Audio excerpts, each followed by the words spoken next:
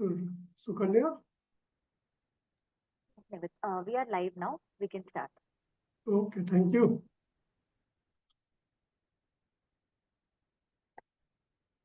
Good afternoon, everyone, and welcome to today's webinar on Solarizing India's Agriculture. I have got a big screen in front of me. Sometime I may look like looking upward, but I am trying to look at the screen, not somewhere else. So please don't mind it. Now, when we talk about solarizing India's agriculture, what was the reason behind it?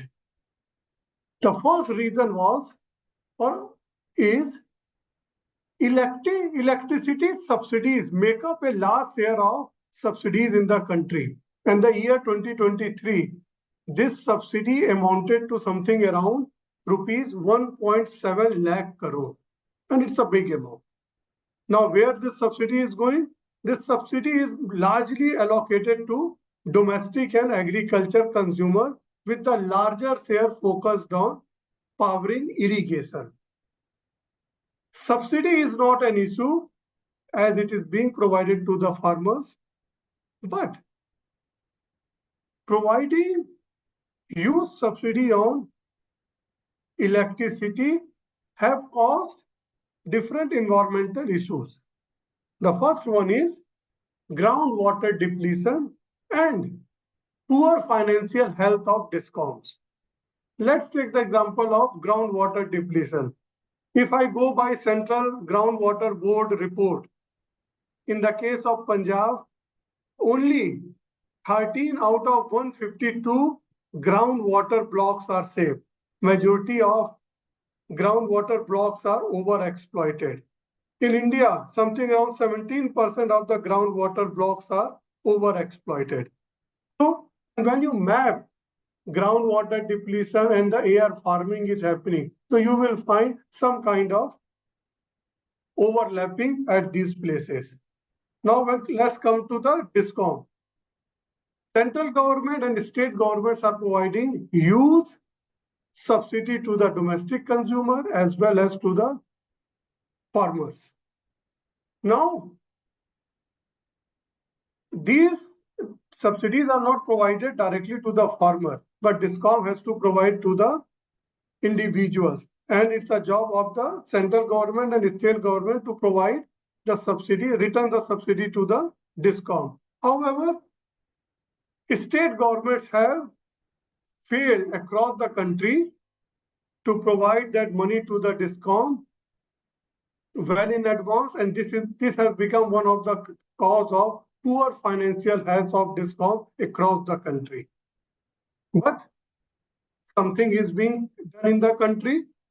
Last decade, we could see the concept of micro irrigation is gaining lots of traction across the country to save groundwater. I do not want to discuss the implementation, but something is happening.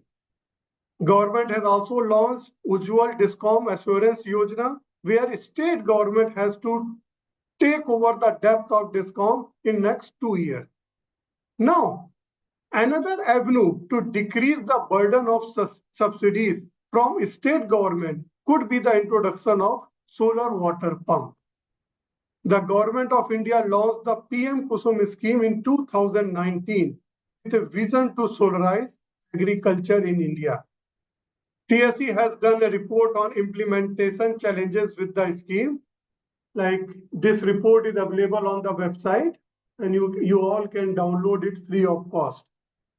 And in today's webinar, now we are going to discuss how to ensure proper implementation of a scheme for the benefit of farmers.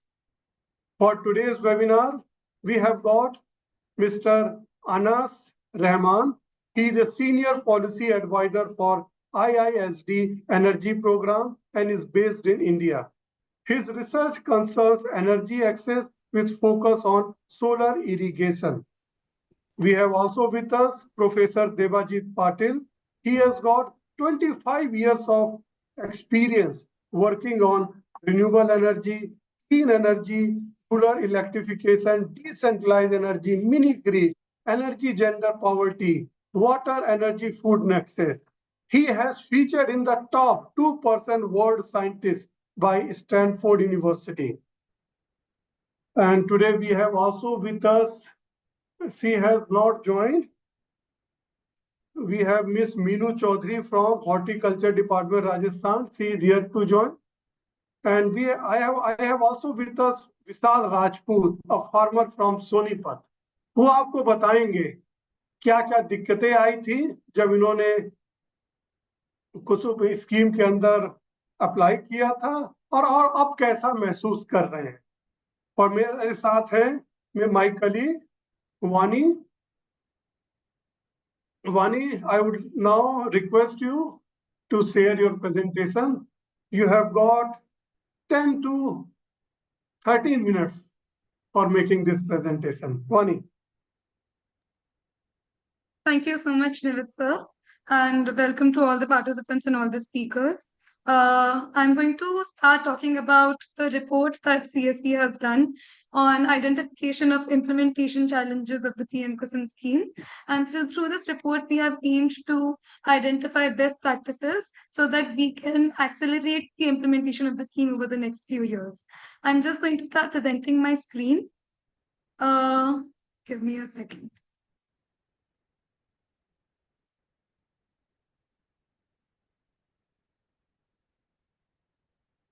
Is my screen visible? Yes, I Vani. hope everyone can. All right. So, to give a brief background on the PM-KUSUM scheme, the PM-KUSUM scheme was introduced in the year 2019 with the primary objective of solarizing agriculture. And some of the other objectives of the scheme were to increase the installed capacity of electric power from non-fossil fuel sources to 40% by 2030, which is one of the NDCs of India, which is nationally determined contributions. Now, this would happen through the PM-KUSUM scheme by shifting farmers from diesel pumps or electric pumps to solar water pumps. This brings me to the third point, which is the second most important objective of the scheme, which was to reduce the subsidy burden on state governments. Currently, the agricultural electricity that is being provided to farmers is highly subsidized, or it's even free in some states in India. Because there's a lot of pressure on state discoms or state governments, which causes a lot of financial pressure. So if the PM-KUSUM scheme is implemented properly and if farmers have access to solar water pumps, that subsidy burden decreases from the state governments, and also the discoms also become more financially healthy. Now, these objectives would be achieved through three components according to the scheme. The three components are components A, B, and C. The first component includes the installation of a mini grid under the capacity of 2 megawatt. This mini grid would be used to supply electricity to the nearest discom, and the farmers would be paid for the electricity that is produced. This is useful for farmers who have maybe barren land, uncultivated land that they are hoping to use for lucrative purposes.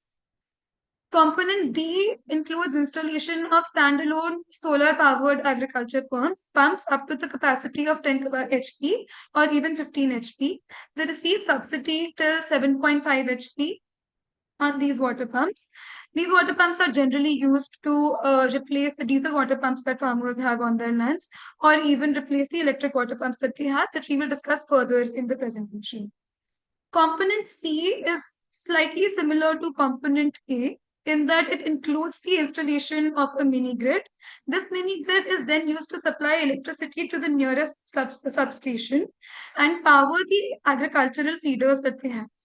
Now, most substations in India now have separate feeders for household electricity and agricultural electricity. So if this electricity is used to power these agricultural feeders, then all the water pumps that are powered by those feeders get electrified.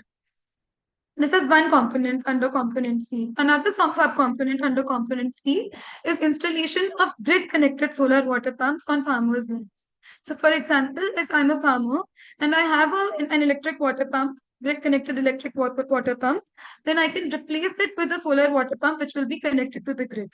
An incentive for the farmers under this is that if the solar system generates extra electricity, then the farmers can get compensated for the same.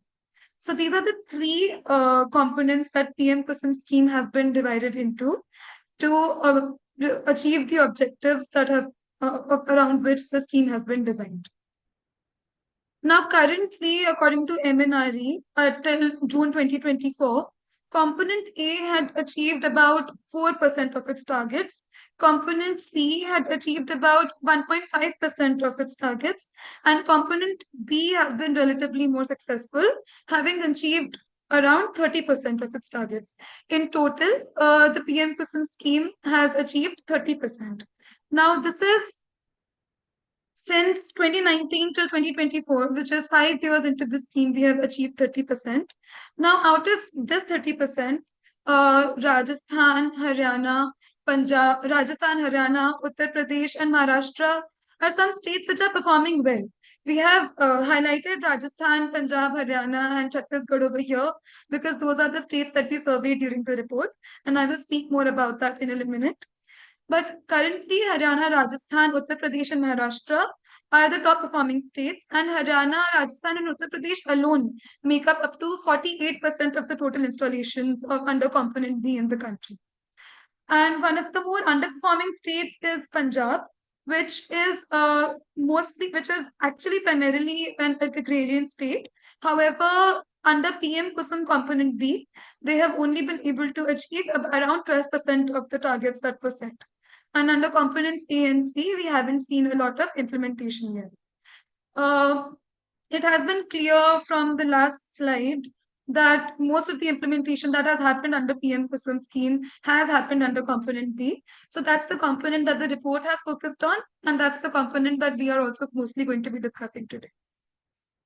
So the objectives of the report were to understand the impact and the difference that the governance at the state level makes when it comes to implementation, and the economics of getting a solar water pump for farmers, or the savings that farmers experience through the installation of solar water pumps on their lands, and to understand the incentives that farmers get to avail of the scheme, and to also understand reasons for non-availment in case some farmers were not very interested in availing of this. The second objective was to identify best practices from the top performing states, and to identify challenges that are being faced in the underperforming states in the country. Now, this was done through mostly interviews of farmers in Haryana, Rajasthan, Punjab, and we were also looking at Chhattisgarh, because even though Chhattisgarh is not participating under the PM-KUSUM scheme component B, Chhattisgarh has been very actively installing solar water pumps in the state since the year 2016 through a scheme called Saur Sujla Yojana, SSY, under which they provide subsidies of up to 95%. So, taking an example of Chhattisgarh and understanding implementation in Chhattisgarh also proved to be helpful while we were doing the analysis for this report. So we will be talking about that as well. And if anyone has any questions, we can address them later after the presentation, and you can keep putting them in the chat box. And if the speakers want to add something at any point, they can also feel free to do so. So the first state that we're going to be talking about is Rajasthan. Rajasthan has achieved about 30% of the star targets set under component B, and the state offers 60% subsidy. 30% of that subsidy is central financial assistance, which means that 30% of the subsidy comes from the central government, and the remaining 30% comes from the state government. Rajasthan also has additional subsidy of rupees 45,000 for SC/ST applicants. The state also focuses on conservation of water along with solarization of agriculture. This is translated in the form of mandates. So Rajasthan government has mandated that people or farmers should have micro irrigation technology already installed on their land before they can avail of the PM-KUSUM scheme. This has helped in conservation of water since Rajasthan already has water levels that are quite low and even go as low as maybe 700 feet in some districts and some areas. And thirdly, when it comes to governance, the horticulture department is responsible for implementation under component B, while the renewable energy agency in the state is responsible for implementation of component A, and the state discoms are responsible for implementation under component C. Now, the participation of horticulture department in the implementation of component B is fruitful because the horticulture department already has a large network of field staff which is in touch with farmers already. That helps them understand needs, specific needs of farmers from different areas. And because of this, they have been able to they have been able to ensure large scale dissemination of water pumps, or they have been able to incorporate the needs of the farmers in the policy as the phases are revised each year. Farmers have also conveyed that the application process was seamless. This is because the field staff and the large network of field staff very regularly visit farmers and visit villages, and the farmers are then able to apply through them. So this has also led to implementation generally being easy in Rajasthan. The fifth point that I want to talk about is that agricultural electricity in Rajasthan is available according to timetables. And this is something also that we are going to see across some states in the country. And these timetables are divided on the basis of time slots which span about 6 to 8 hours. And in Rajasthan, a lot of times the surveyed farmers communicated that the slot that they would get would be between 10 p.m. to 4 a.m. So this turned out to be one of the most popular reasons for availment of the scheme in Rajasthan, because the farmers would want to to irrigate their land during the day and not during odd hours at night. The second incentive or the second advantage of the decentralized model in Rajasthan or the large network was that farmers found the application process to be seamless. Secondly, they got access to a lot of information through workshops that were held by the horticulture department. Thirdly, since even though most farmers have electricity connections in the state and they have been able to irrigate their land through electric water pumps, which are actually cheaper than diesel water pumps, especially since agricultural electricity is now free in Rajasthan, farmers still save up to rupees 25,000 a year after investing in solar water pumps. That's because they save on maintenance of that they would have to spend otherwise on electric water pumps.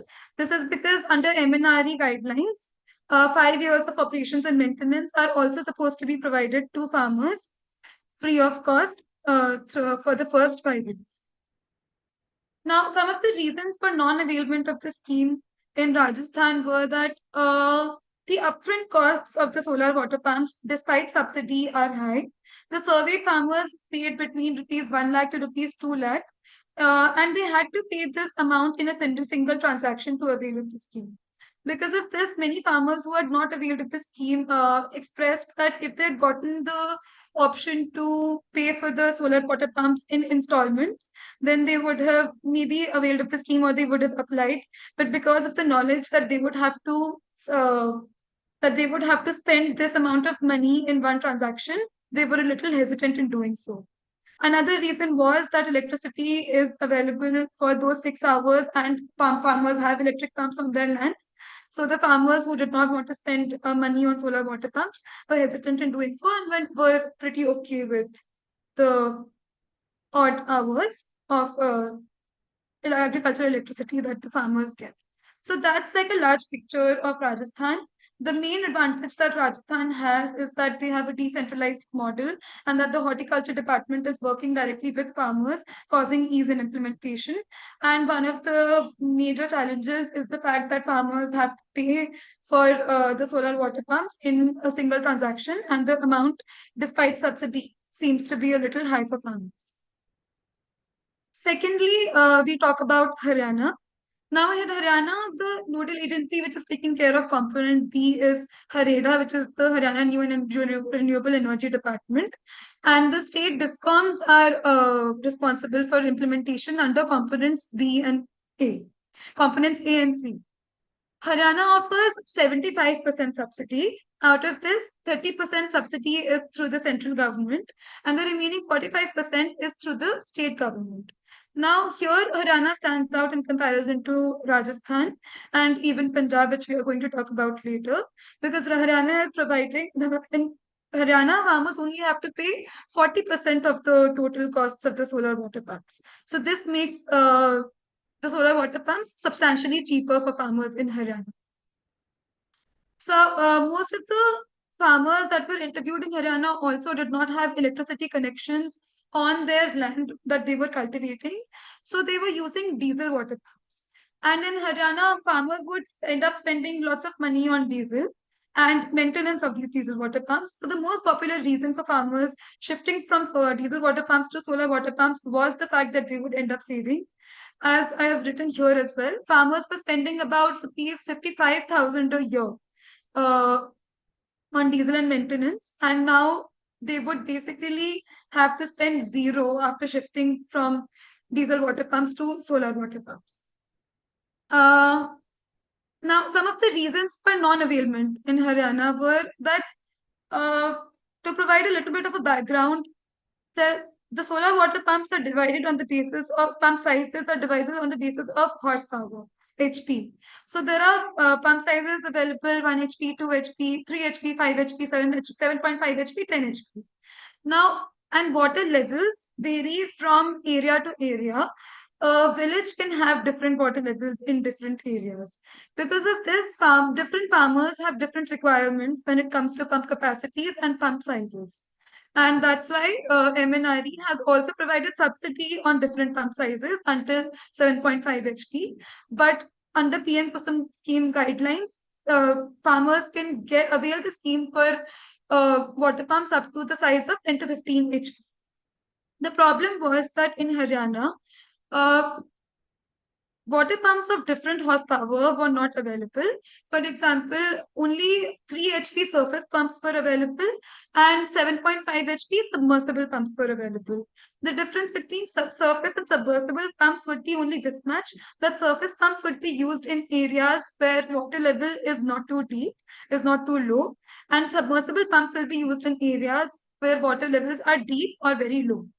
Now, farmers in Haryana, which had large land holdings and required large amounts of water, wanted to opt for 7.5 HP pumps, which were surface. But because of the non-availability of surface 7.5 HP pumps, farmers had to opt for 7.5 HP submersible, which led to an additional cost of rupees around, for one of the farmers, it was around rupees 60,000 because of the need to dig a borewell on his land. So, Vani, you have already exceeded the time. I'm so Please. sorry, sir. Yes, Please. sir. Thank you. So this was one of the challenges that was faced in Haryana, and this is going to be true for any of the states. If the farmers are not getting the option to get different varying pump sizes, then we are not going to be able to cater to personalized needs of different farmers. Now, in Punjab is the more underperforming state that we are talking about. And one of the key differences between Punjab and Haryana and Rajasthan is that the implementation model in Punjab is centralized. In that, PEDA, which is the Energy Development Agency in Punjab, is taking care of implementation under all three components A, B, and C. And solar water pumps are mostly concentrated within only three districts, namely Muktsar Sahib and Bhatinda and Fazilka, because the rest of the state has relatively lower water levels. Farmers in the rest of the state are also primarily paddy cultivating large farmers. So these farmers had already applied for and received electric pumps. Because of this, the farmers did not feel those farmers couldn't feel very incentivized to invest in solar water pumps, especially when agricultural electricity is free. The farmers who did opt for solar water pumps, or who shifted from diesel water pumps to solar water pumps, or from electric water pumps to solar water pumps, saved from between 10,000 to 45,000 a year. And the farmers who did not avail of the scheme, they were large farmers who had already gotten electric water pumps on their land. And secondly, many farmers were also getting the solar water pumps through private vendors rather than going through this route of the PM-KUSUM scheme, because Punjab would set smaller targets. And once these targets had been achieved in terms of numbers of application, the portal would close and farmers wouldn't be able to apply. Because of this, the farmers who felt the need to go for solar water pumps purchased it through private vendors. Now, Chhattisgarh is a good example because Chhattisgarh has had a successful run with solar water pumps, and they have installed about 1.5 lakh solar water pumps in the state. One of the major reasons for this is that they provide 95% subsidy to farmers. And secondly, the farmers have good knowledge of the scheme now since it has been around for so long.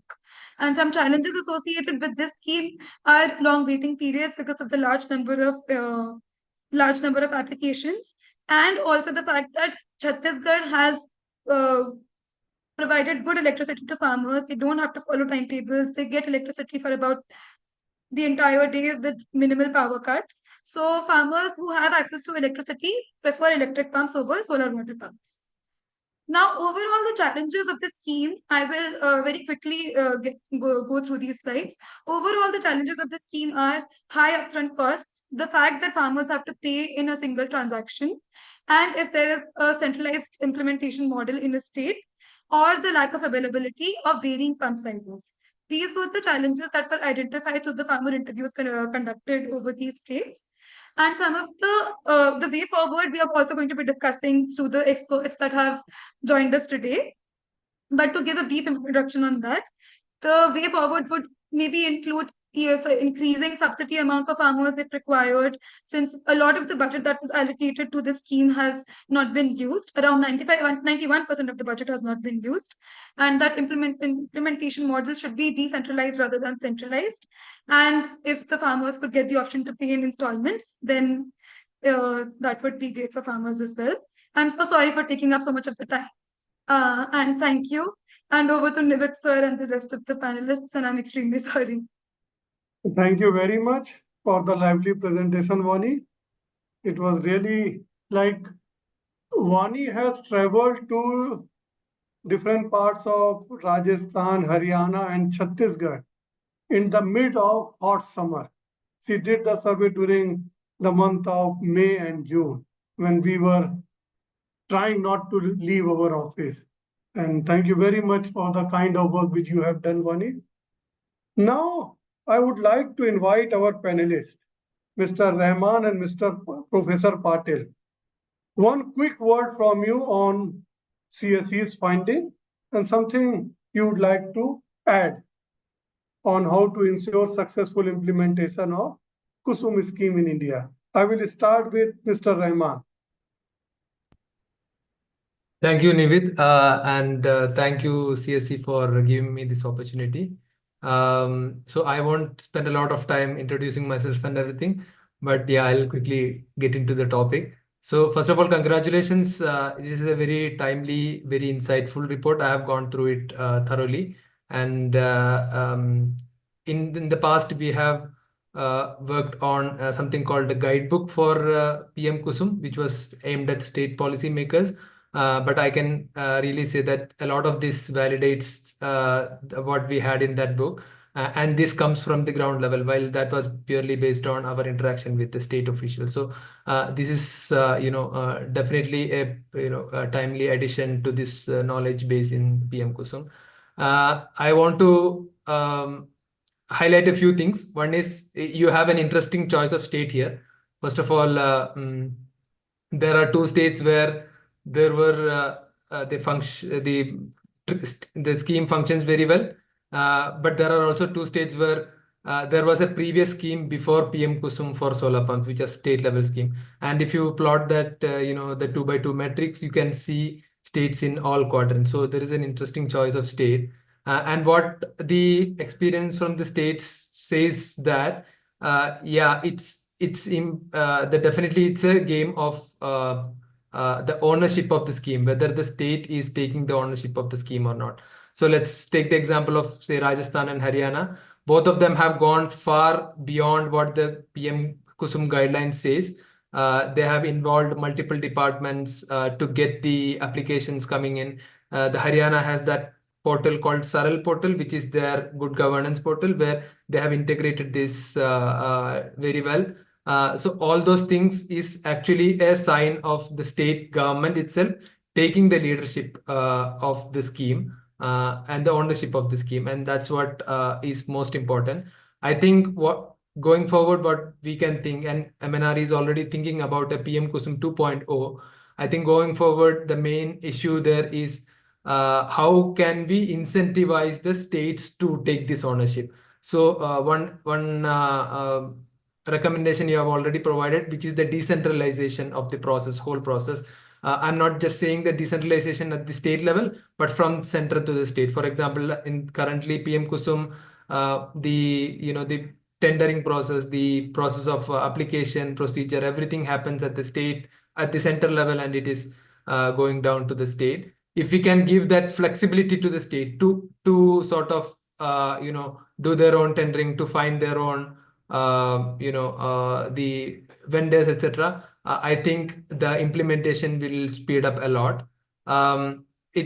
There is definitely a trade-off here because at the central level, if you tender, you will get lower price because the aggregation, there is a demand aggregation, etc. But it is definitely affecting implementation. If you look at the examples from Northeast, etc., where we have interacted with the state policymakers, they mentioned that there are several successful bidders. After bidding, they couldn't come there because they didn't have initial presence, and a lot of applications still remains pending, etc.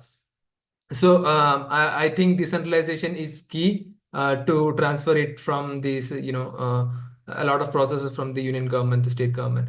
Another important finding here is the role of other departments. So basically, this is an irrigation scheme. This is focused on farmers, and the states which don't use the agriculture department, which has the reach even at the local level, has struggled a lot.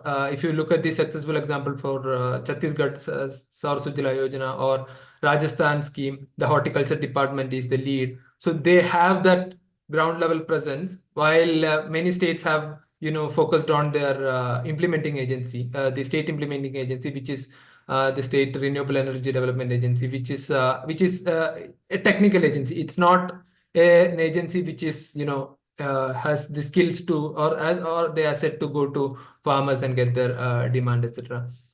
The second most important point I think I would like to highlight is it's there in the document, but I think it should come out a little bit more.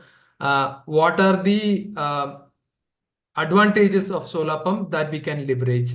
One clear example is the 5 years AMC. So one thing which I realized during our research is that a lot of times the cost of upgrading or constantly repairing the motors, it is significant. Although when we do cost benefit calculation, we think of free power supply to the farm, but the power supply is not of good quality, which affects the motor, which affects the transformer, etc. There is a constant burnout, and the repair cost is too high. And it is at this point the solar pump is coming in and guaranteeing a 5-year AMC, which says if something happens to the pump, you get replacement or repair without any cost, which is I think very attractive for a lot of farmers, in especially areas where the electric power supply is erratic, the voltage is low, etc.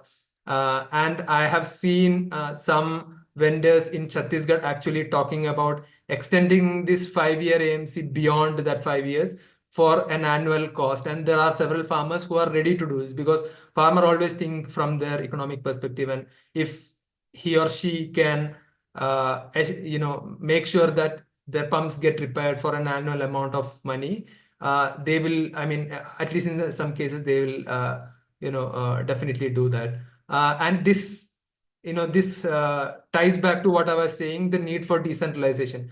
To bring such insurance models, so such additional capacities, it needs to be at the state level. The state has to have the the liberty to change the guidelines, or make add-ons, such add-ons, so that the schemes become more and more attractive for the farmers.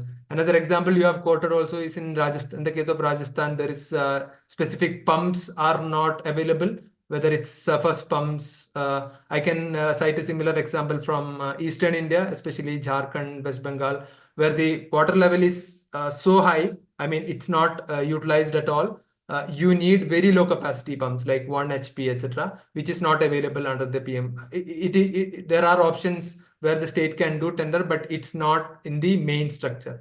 So if instead of like this centralized thing, it was given to the state, I'm sure the state would have preferred more and more allocation to those lower capacities. Again, I'm trying to reinforce the importance of decentralization here. Now, the last point I want to make is what are the, so if if a state is implementing it properly and the farmers are interested because of this additional advantage of reliable daytime power, etc., what are the challenges that is stopping? I think the most important, I think the major challenge here is the economics for the farmer, because if you calculate the lifetime, the cost, everything, it is advantageous. The farmer gets back his or her money within a few years if he's currently using a diesel pump. But for the farmer to pay that initial 40% upfront cost, that's a big amount. That's not happening. And the way PM-KUSUM was designed was that at least 30% of that come from the banks. But as far as I understood from my interaction with state and union policymakers, not a single pump or if at all there are some, only a few pumps have come through actually the loan amount which is advanced by the bank.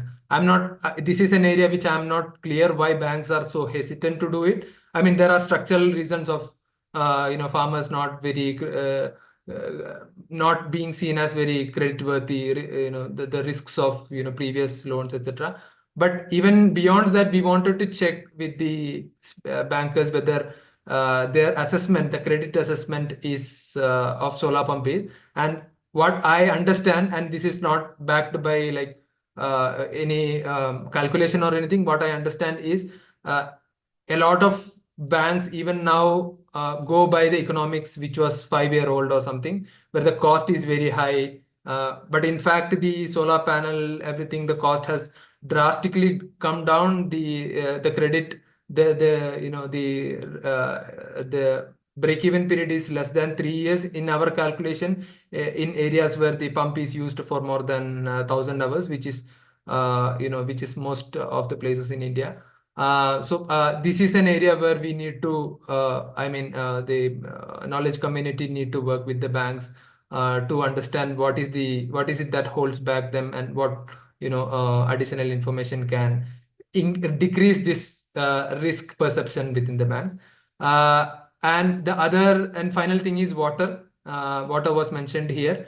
One thing to understand here is water has a two-way relationship between pumps.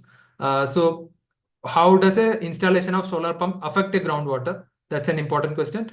And should the solar pump be installed in an area where there is groundwater depletion?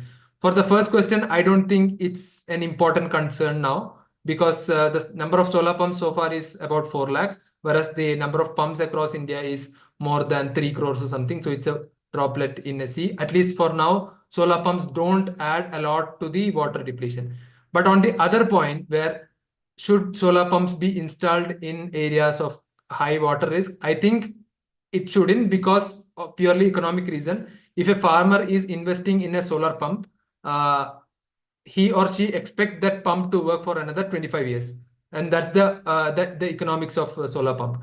But if it is a place where the water level is constantly going down, the pump will become a stranded asset within a few years. You'll have to upgrade the pump. And unlike electric pump, you don't have to just, I mean, you need to also expand the panel capacity along with the pump capacity. If you are upgrading the pump capacity from 10 to 15 HP, your panel should also increase, and that's a huge cost for them.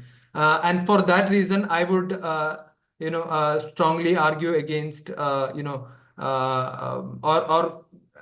I would recommend that the states identify mitigating options to reduce this installation of solar pumps in such dark zones. I think I've taken a lot of time, so I'll take a pause here. Thank you. Well, thank you, Mr. Rahman, for the wonderful insight and sharing the kind of work which you and your organization have done in past.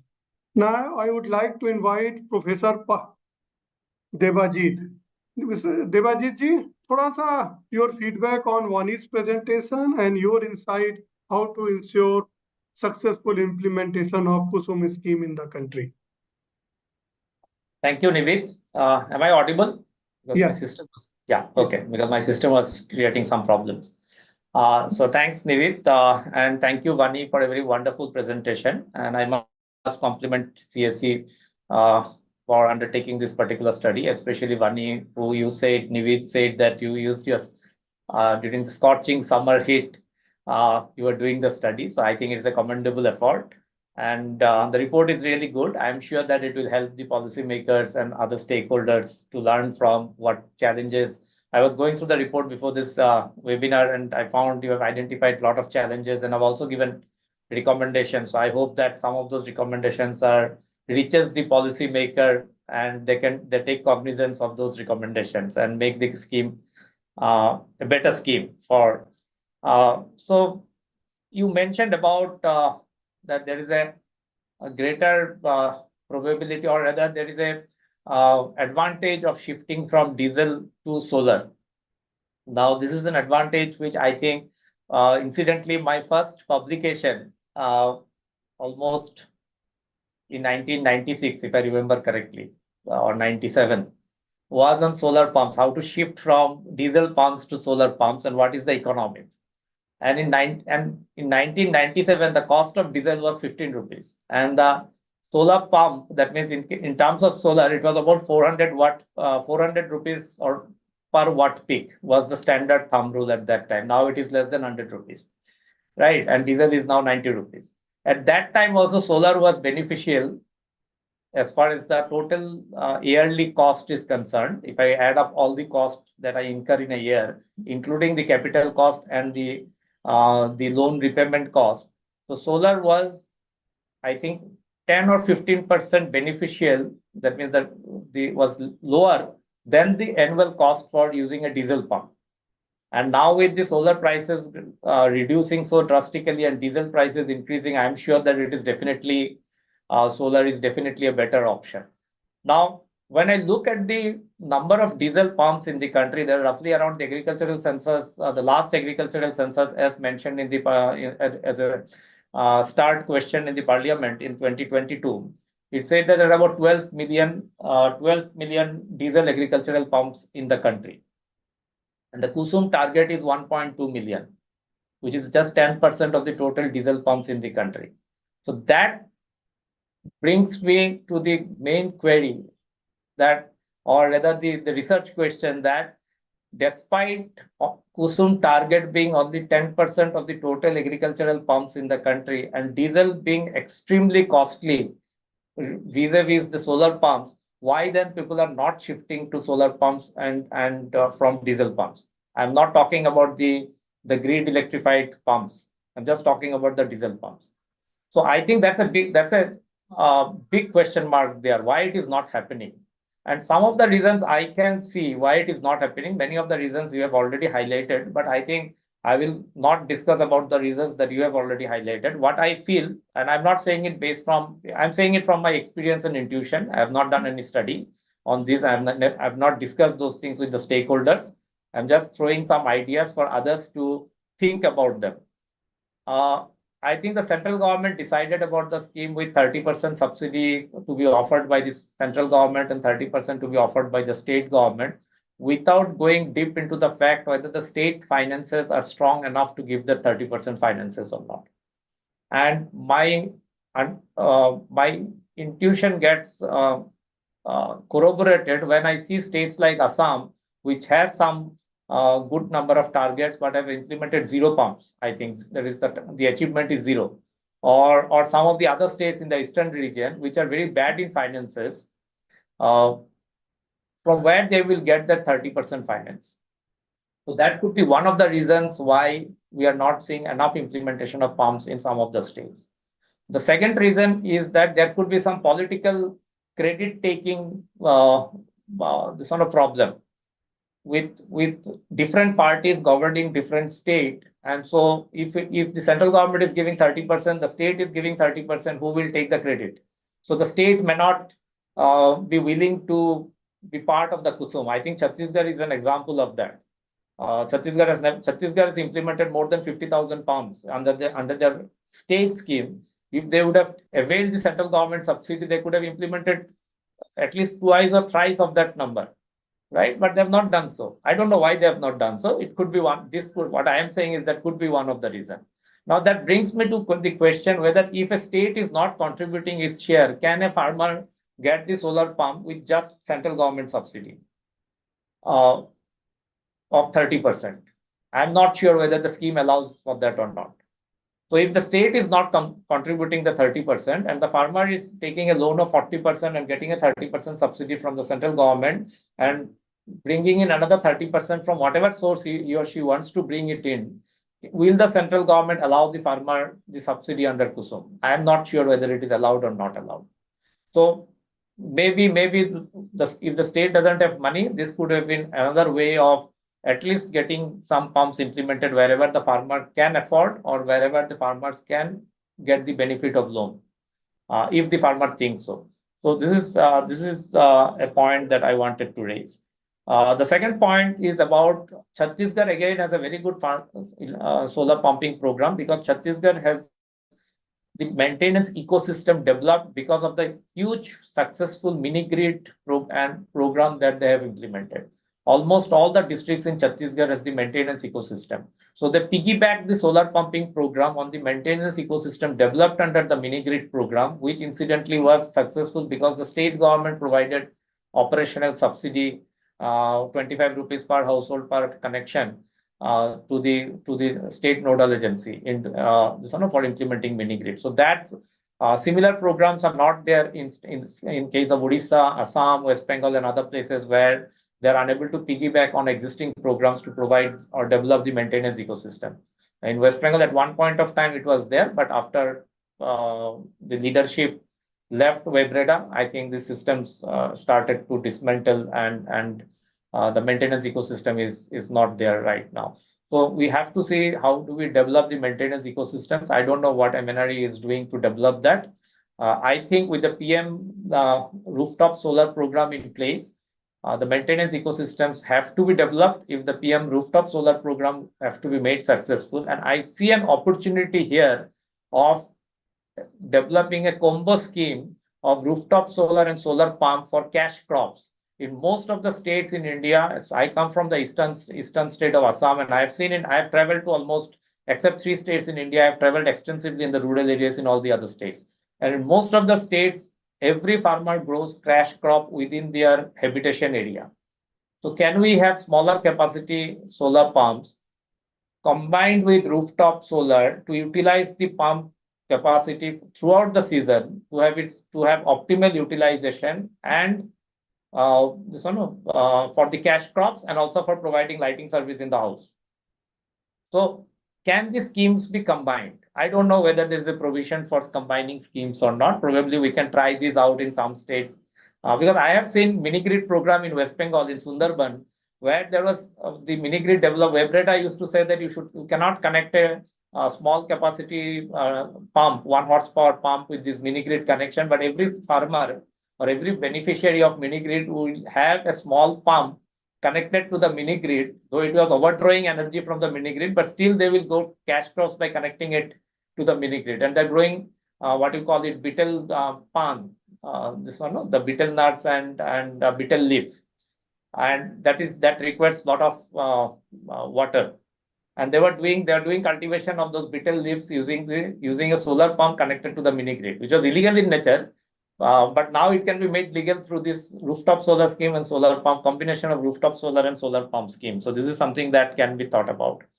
I also see that there are not enough best practice sharing. For example, Rajasthan has done wonderful work because they have involved the horticulture department, and they have also implemented solar pumps with drip irrigation and sprinkler irrigation scheme. So, but other states are not doing that. I don't know why they are not doing that.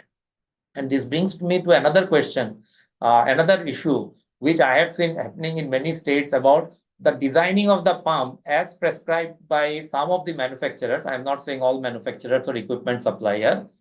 tends to be towards the higher capacity. So you should not design a pump in Assam depending on the horsepower. It should be based on the discharge of water discharge required for cultivating a particular crop. Because in Assam or in Odisha, you get shallow water depth. The water level is at the shallow level, right? So it is not dependent on the horsepower. You can have a 1 HP pump producing enough water for the crops during the entire day that that the sunshine is there. Of the same amount, what a 5 HP diesel pump can produce for running in 1 or 2 hours time. And please remember, in India, the average time frame of operational hours for a diesel pump on average is about 1 to 2 hours, right? So if I have to design a solar pump which can produce enough water that a diesel pump produces in 2 hours, then my capacity in case of the eastern region should be 1/3 of the capacity that I use a pump in Rajasthan or Punjab. But equipment manufacturers tend to miss out this point for whatever reason, I don't know. They may have their own business interest, and we end up with a higher capacity pump, which increases the absolute cost of the pump, and in the process, the absolute contribution that a farmer has to make, resulting in their inability to make that contribution, and thus we don't achieve the target. So these are all linked. So these are all very complex issues, and these are all very linked issues. We have to see how we can think about it in a more comprehensive way to decide. There is another point about we have seen in India after the probably the Hirakud Dam, we have not created surface water irrigation in India. Very few. Very recently, things have started about the river interlinking and other things, but otherwise we have depended more on groundwater irrigation. And whether we can use the surface water irrigation in combination with solar pumps. So solar pumps using canal water to irrigate your field will be a much better combination than solar pump extracting groundwater. So your groundwater problem will also not be there. But since we don't have enough surface water irrigation, we are unable to use that facility. So solar pump with surface water irrigation probably would be a better choice. So we have to think about that. Whether it is allowed or not, I don't know, but we can think about that. The other point that I think Anas would be remembering, while I was in Terry, we had done a project with IASD on how the capacity can be used. The solar capacity of pumps can be used during the off season. And if you're using the component B, where the agricultural field is quite far away from the habitation, and if I to use the excess solar capacity, then I have to draw a distribution line, which will again there will be losses involved in it. We tried in NTPC School of Business, we tried this model in Tripura, and we found that the losses are very high. I cannot bring in the transmission wire or the distribution wire would be very long. So this is something that I think we have to come out with a solution on how to use the solar pumps during off season. There are ways to do it, but it is not possible in all states. So we have to find a way out on how to best use it for optimal utilization of the plant. And the last point I would like to mention here is that I think we are having this remote data generation from all the solar pumps. But if I ask the state solar nodal agency, what are you doing with the data, they have no answer. So lots and lots of data are being generated without being used. And so I don't see any plan on how best to utilize those data. And if we don't have a plan to utilize the data, then why we are collecting those data? Because data collection also involves some cost. Otherwise, we could have reduced that cost. So if we are not using the data or we don't have a plan to use the data, then we should not have collected the data. So these are things which I think we have to sit across the table and decide on some of these issues which are more grounded issues than deciding about a scheme or program at the top level. I fully agree with Anas that decentralization probably could be an answer to some of these challenges that we are facing.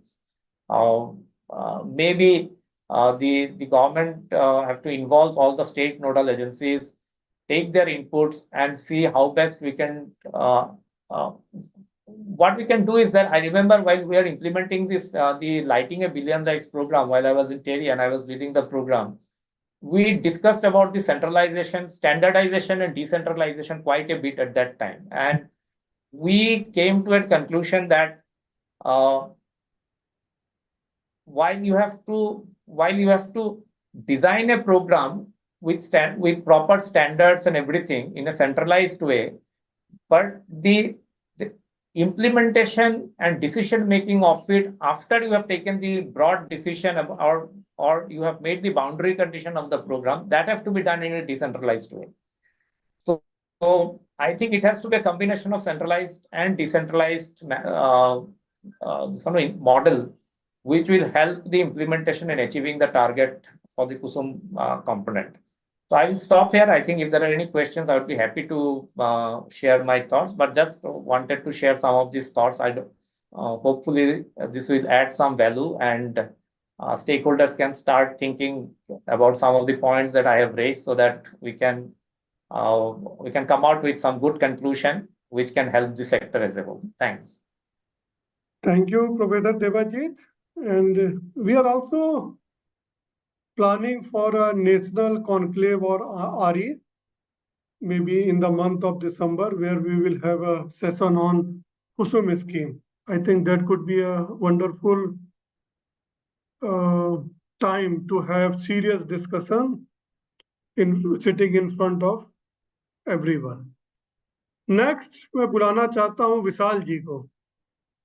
विशाल जी अपने आप को unmute करिए.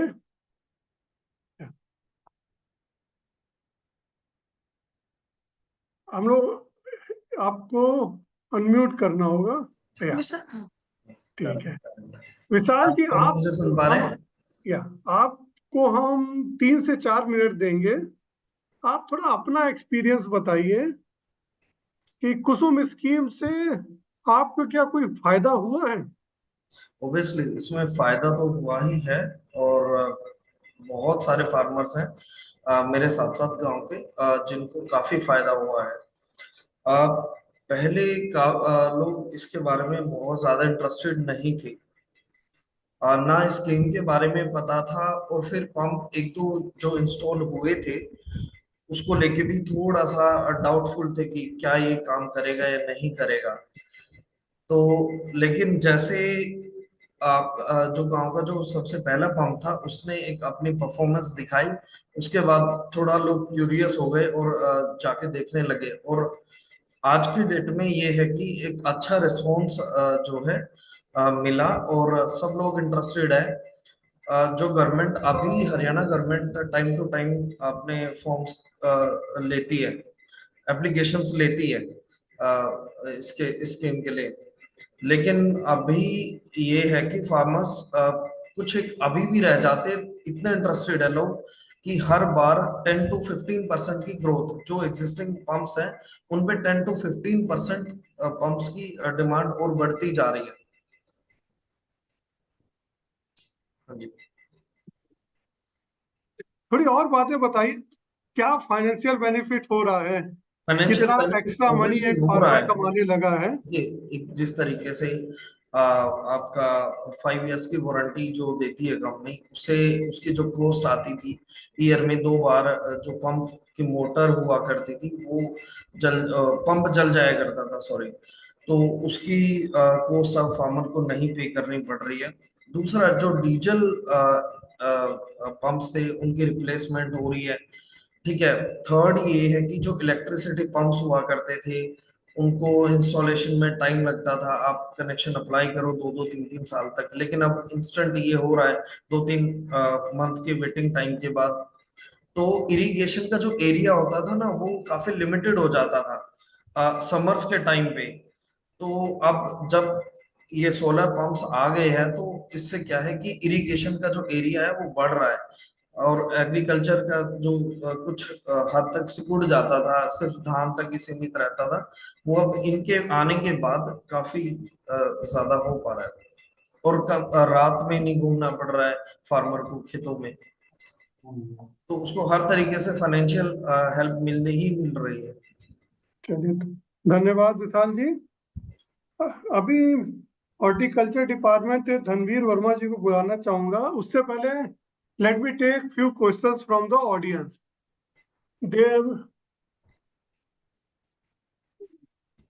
Mr. Sanjeev Jain from Chhattisgarh have said, in Chhattisgarh, more than 1.5 lakh solar irrigation pump installed under scheme Saur Sujla Yojana without support from MNRE. So Sanjeev ji, we have already documented the same in our report, and please review it and share your feedback.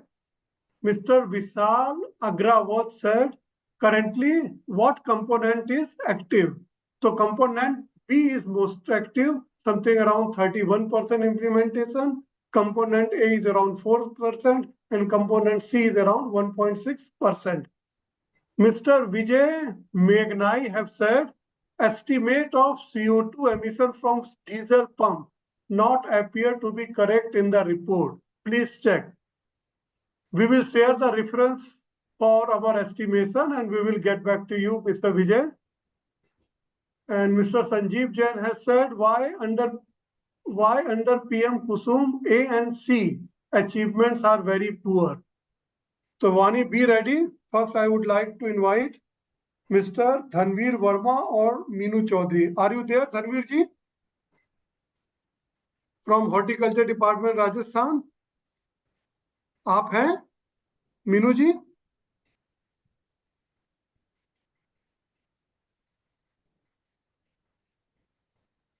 मेरे ख्याल से connection में problem है, तो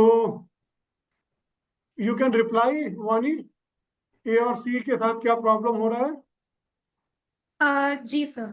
So with regards to components A and C, there are different factors affecting implementation in different states. जैसे अगर हम लोग हरियाणा के बारे में बात करें, तो हरियाणा में जो डिस्ट्रिक्ट्स हैं जो कि दिल्ली के आसपास लोकेटेड हैं, वहां पे जो लैंड है वो महंगा है, उसकी वैल्यू ज्यादा है, और वहां पे जो टैरिफ लोगों को ऑफर किया जा रहा है उस इलेक्ट्रिसिटी पे जो माइक्रोग्रिड्स जनरेट करेंगे, the tariff that is being offered to these people who are going to start these microgrids is low compared to the tariff that farmers require. Because of this, farmers are not feeling very incentivized in those districts and those areas to invest in microgrids or mini grids that they would use to sell electricity to the nearest substations. So that's one reason in Haryana. Now in Punjab, implementation hasn't taken place very actively, especially since the pressure to implement all three components is on one agency, which is the Punjab Energy Development Agency. So from my point of view, I think one of the main reasons is the fact that just the Renewable Energy Agency is handling all the components, and due to that reason, it's not working well in Punjab. In Rajasthan as well, there are issues, even though Rajasthan is one of the pioneers when it comes to implementation under components A and C. I think more emphasis was put on component B and component C, even though under component A applications were taken, many letters of awards were also issued. However, people were not able to get loans from banks under component A. And because of that, component A implementation couldn't take place properly. And component C implementation has just started taking place, with installations taking place now. So components C, we're expecting to see a lot more implementation, and we're going to see maybe an acceleration in the implementation under that component in the coming months. So that's like an overall answer. Thank you, Vani. Mr. Manoj Jain is saying would like to share some experience regarding PM-KUSUM scheme. Manoj ji, आज तो नहीं possible होगा, लेकिन जैसा मैंने कहा है, we are going to organize a national conclave on renewable energy in the month of December, and we would surely invite you for the same. Next question. The next question is for Mr. Rahman. Mr. Rahman, quickly. Why solar pump are not so successful for deep underground water area? I think it's not an issue of there is no technical issue with having a huge solar pump for deep underground, water areas. It's the cost economics that comes into factor. So if you think about solar pump, and the difference between a solar pump and a diesel pump is the part of the cost of diesel pump comes while you are operating. So when you buy the pump, it's not a lot of cost, but when you use the pump, you have to keep purchasing the diesel. But on the other hand, if it's a solar pump, all of the cost is coming upfront. That makes, huge capacity pumps like 45 HP pumps, which is what is the traditional, capacity in areas like, Gujarat and Punjab, etc. That becomes, very high cost pumps, and it's only the economics that which is stopping it.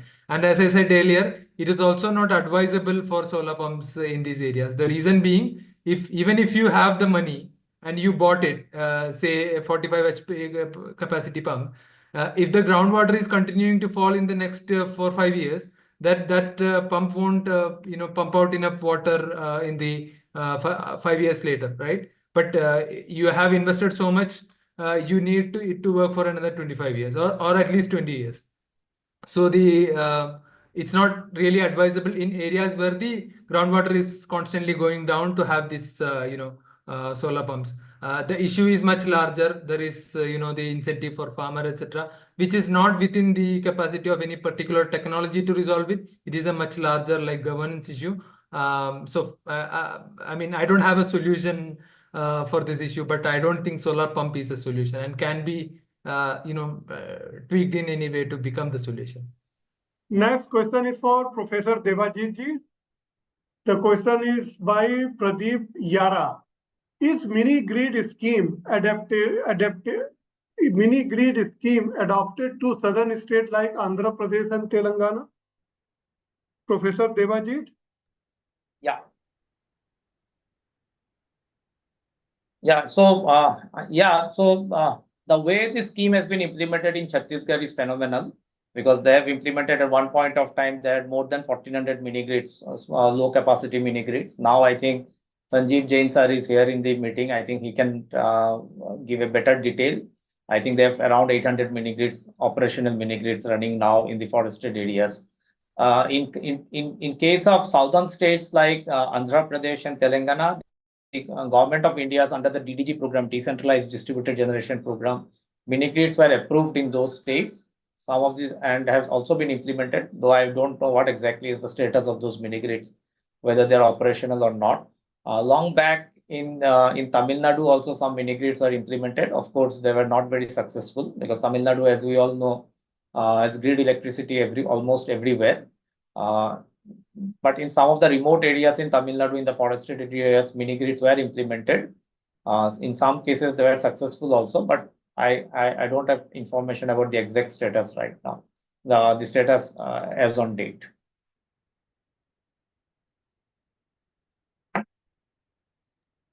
Nivit sir, you are on mute. Nivit sir, up mute.